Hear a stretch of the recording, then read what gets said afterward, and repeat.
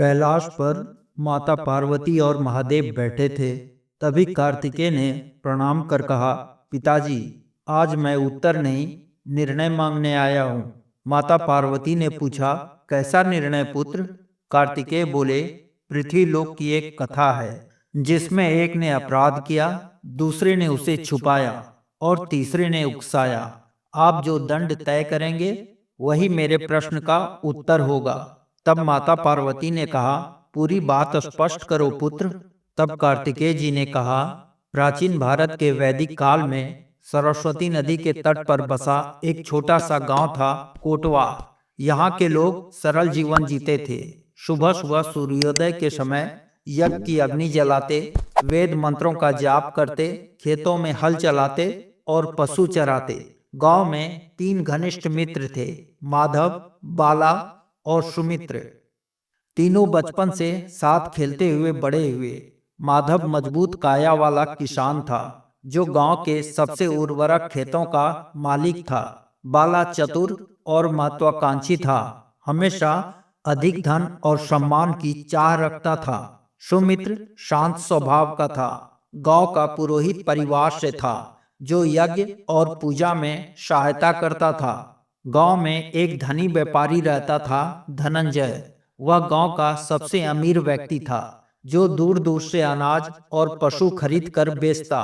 उसके घर में सोने चांदी के आभूषणों की कोई कमी नहीं थी, जिसे वह एक गुप्त कक्ष में रखता था। धनंजय कंजूस था, गांव वालों को कभी भी दान नहीं देता, यहाँ तक कि यज्ञ में भी कम ही भाग लेता था। गांव में जरूरत पड़ने पर किसी की मदद नहीं करता, कुछ गिरवी लेकर ही मदद करता। लोग उसे पसंद तो करते थे, पर उसके धन के कारण मन ही मन उससे नफरत करते थे। एक शाम जब सूर्य अस्ताचल को जा रहा था, बाला और माधव नदी किनारे बैठे बातें कर रहे थे। बाला ने कहा, माधव, देखना धनंजय के पास कितना धन है। हम दिन रात खेतों में मेहनत करते हैं, फिर भी 2 वक्त की रोटी मुश्किल से मिलती है। अगर थोड़ा सा भी उसका धन हमारे हाथ लग जाए तो हमारा जीवन बदल जाएगा। हमारे बच्चे अच्छे कपड़े पहनेंगे, अच्छा खाएंगे। माधव हंसा, बाला, ऐसा सोचना भी पाप है। धनंजय ने मेहनत से कमाया है। लेकिन बाला नहीं माना। उसने बार बार माधव को उकसाया, मेहनत, वह तो सिर्फ व्यापार करता है, हमें मूर्ख बनाता है। मेरा तो मन करता है एक रात, बस एक रात, उसके घर में घुसकर आभूषण वाली संदूक उठा लाएं। चंद्रमा रहित रात चुनेंगे, कोई देखेगा नहीं। तू मजबूत है, मैं योजना बनाऊंगा। सोने के उन आभूषणों से हम अमीर हो जाएंगे, गांव में कोई संदेह नहीं करेगा। माधव तो पहले टालता रहा। वह जानता था कि चोरी महापाप है। वेदों में कहा गया है, स्तेयं नाकुर्यात, यानी छिपकर किसी की वस्तु नहीं लेनी चाहिए। लेकिन बाला की लुभावनी बातें उसके मन में कीड़ा बनकर घुस गई।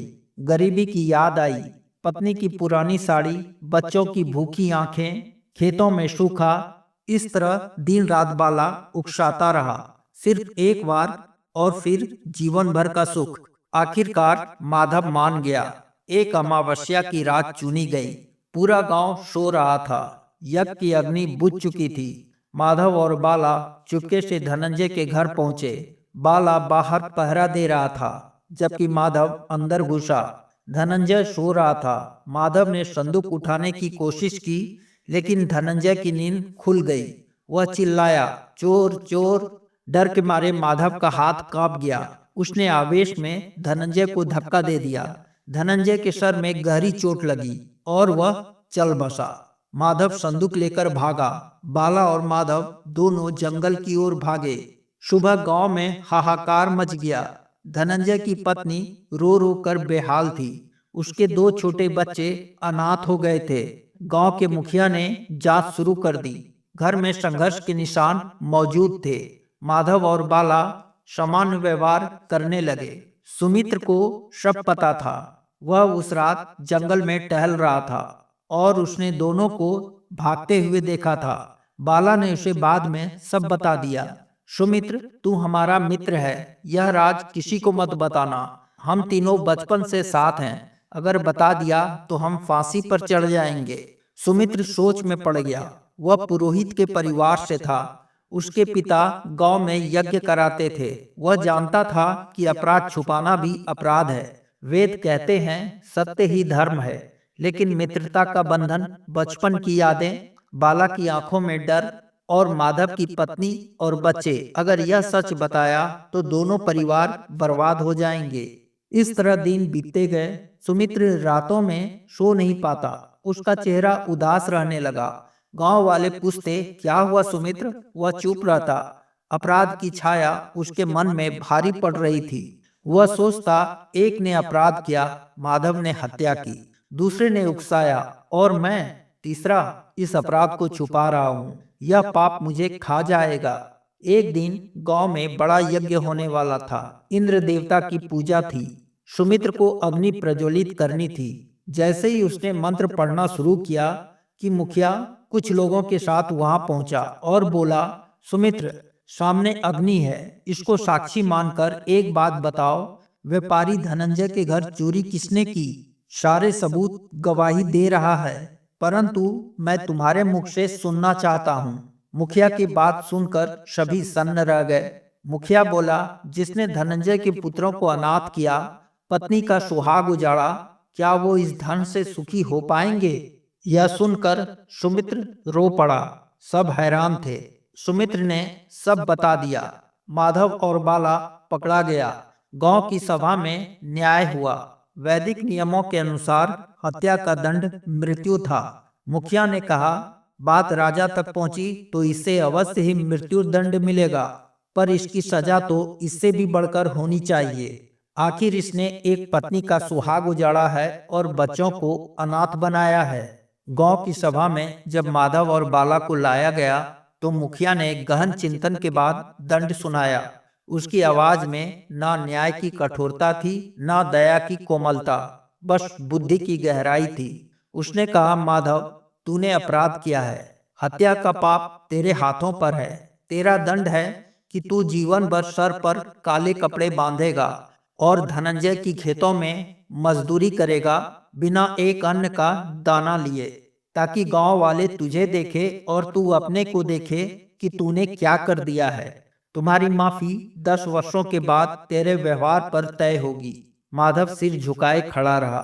उसे लगा कि फांसी या निर्वासन मिलेगा, पर यह दंड तो उसकी आत्मा को रोज कुरे देगा। फिर मुखिया बाला की ओर मुड़ा। तूने उकसाया है, बिना तेरे जुबान के यह पाप न होता।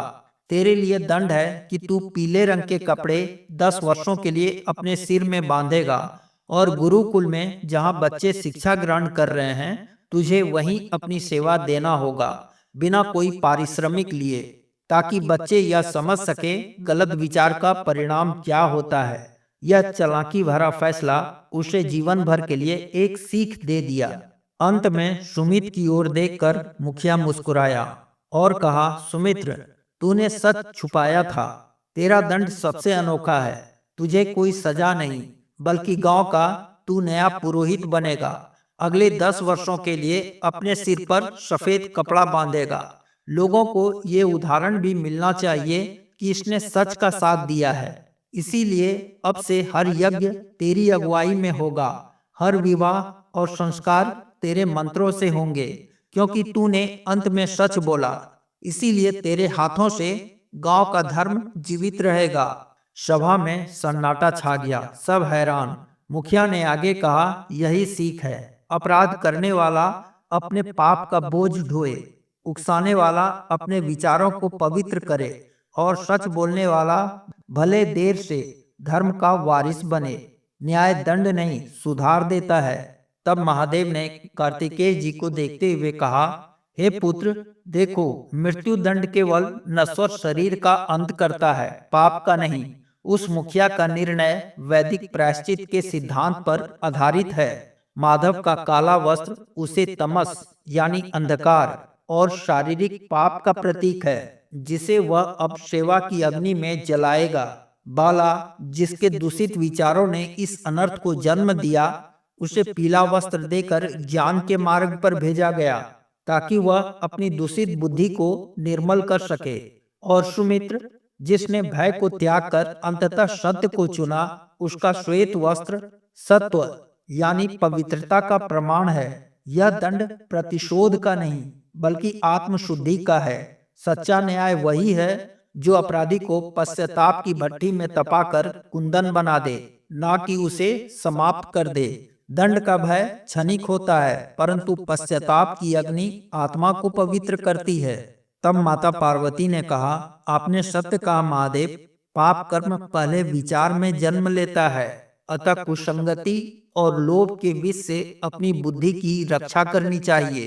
सत्य को छिपाना भी अधर्म है, परंतु विलंब से ही सही। सत्य का आश्रय लेने वाला ही धर्म का रक्षक बनता है। धन से अधिक अपने चरित्र और संतोष को महत्व देना चाहिए, क्योंकि यही सच्ची सुख और शांति है।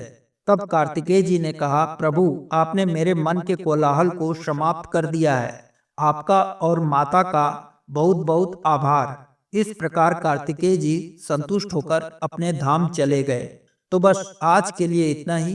अगर आप न्याय करते तो क्या करते, कमेंट करें। वीडियो पसंद आई हो तो लाइक करें, चैनल को सब्सक्राइब करें। मिलते हैं फिर से एक नई कहानी के साथ। तब तक के लिए जय हिंद, जय भारत।